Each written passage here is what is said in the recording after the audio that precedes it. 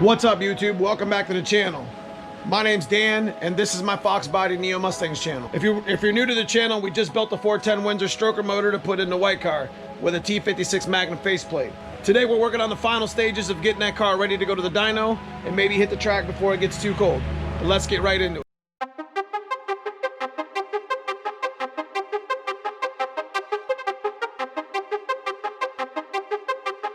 As you can tell, the weather's changing. Times are changing, so we don't have a whole lot of time to get that white car and that black car on the track and ready to go. So I know you guys say probably cut the bullshit. What's it gonna take to get this car running, right? That's what everybody wants to see. But legitimately, we gotta get the pipes wrapped.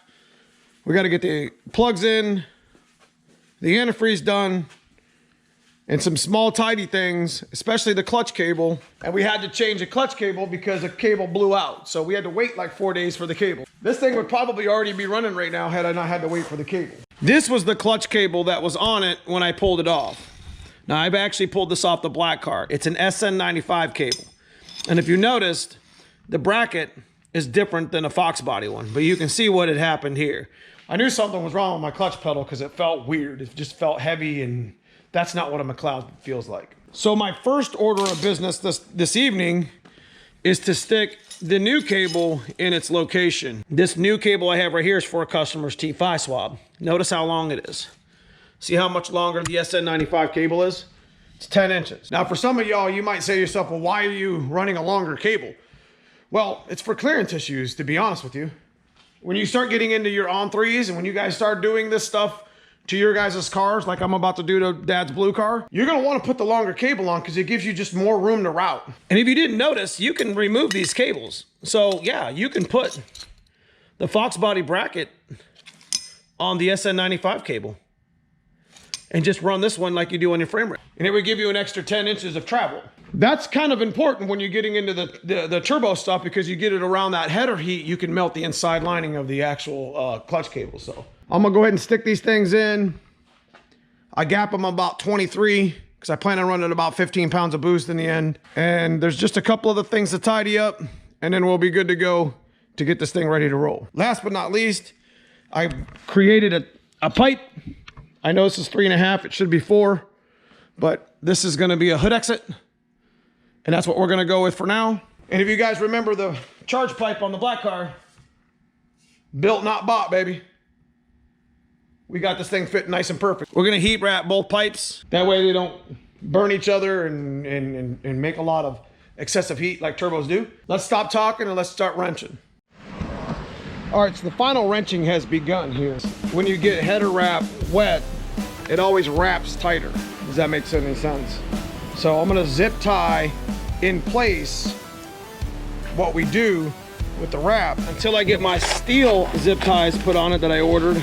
I'm gonna stick a couple clamps, mainly on the down pipe or the hood exit, to keep it from coming loose. So the zip ties will help keep it tight, and then I'll start putting my other steel zip ties and my little cheap bands here on there. Well, let's get started.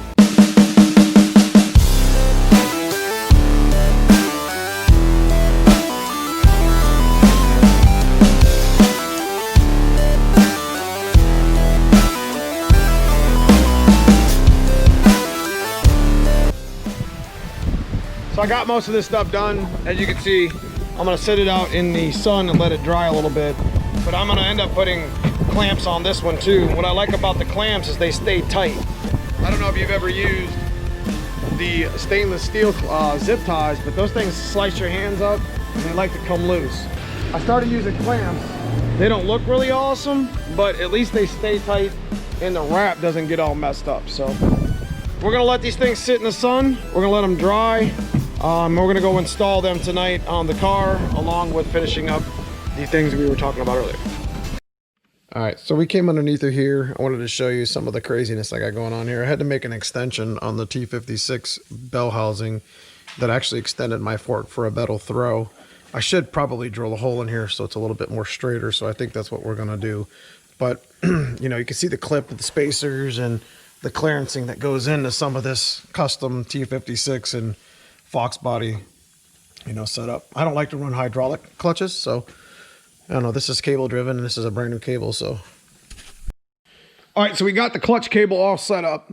We're starting to test fit the downpipe. Basically, all we did with the downpipe is we took On3's 351 3.5 and we cut it right at their seam weld. And what that did for me is that actually put this, and you'll see it again when I install it, that actually put this in a perfect location right here. I had to move my harness down a little bit, but this is all wrapped, so it shouldn't burn it at all with no problem.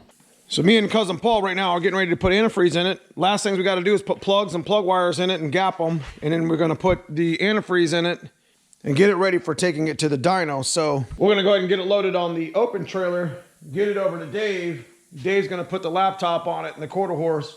And I already got 10 gallons of 110 fuel in there because I want to tune the car on 110 race gas and 93 pump mix before I actually start tuning it on Ignite Red or corn fuel. All right, so me and cousin Paul got this thing pretty much set where we want to get it. I got my downpipe, aka my hood exit, set up. I got my charge pipe in nice and tight. We got the plug wires on that. We still got to do the zip wire trick too. And we are T-minus ready to go for the dyno. But there's one problem. Water pump's leaking. We got to fix that real quick. It's not uncommon when you're getting things put back together that you just run into some snags and some things that you have to do. You know, we had a major water pump issue. It ended up not being the 2 bolts that I thought it was at the bottom. So we put a new gasket on it, sealed it up, and now we're ready to go. There you go. There you go. All right, let's see what happens. LOL.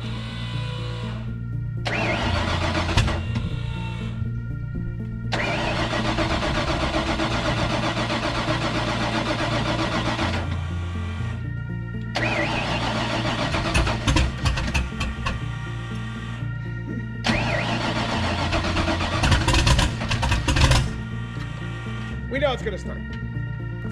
So you see it. We just made sure that the oil was pumping up or whatever. So hopefully I didn't foul any plugs, but we'll be all right. Because I got another 2 or 3 sets of plugs we're gonna put in it as we tune or whatever. So there it is, boys. All we're waiting now on is to get the binary editor set up in there, quarter horse, get a tip tune in it, and you know, finish the hood. Now you know I couldn't end the video like that. We put the 351 tune that had the E85 on it with the 351 bottom end. And with the being 410 and being 110 in here, it's probably got close to the same tables because it's the same injectors and stuff and a lot of the same parts. So go ahead and fire it up.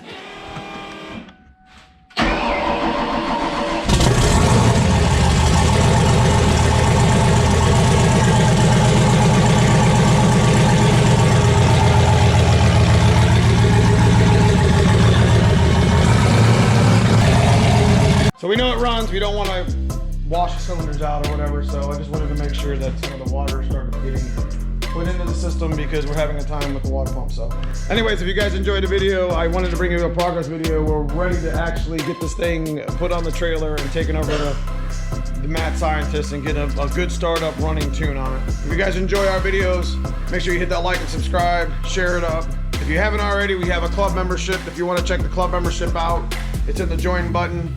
Also, if you haven't had a chance, go check out like Brutal and Justin 91LX, Foxcast Media, House of Duel, all those guys. There's some really good Fox body channels out there. See you soon.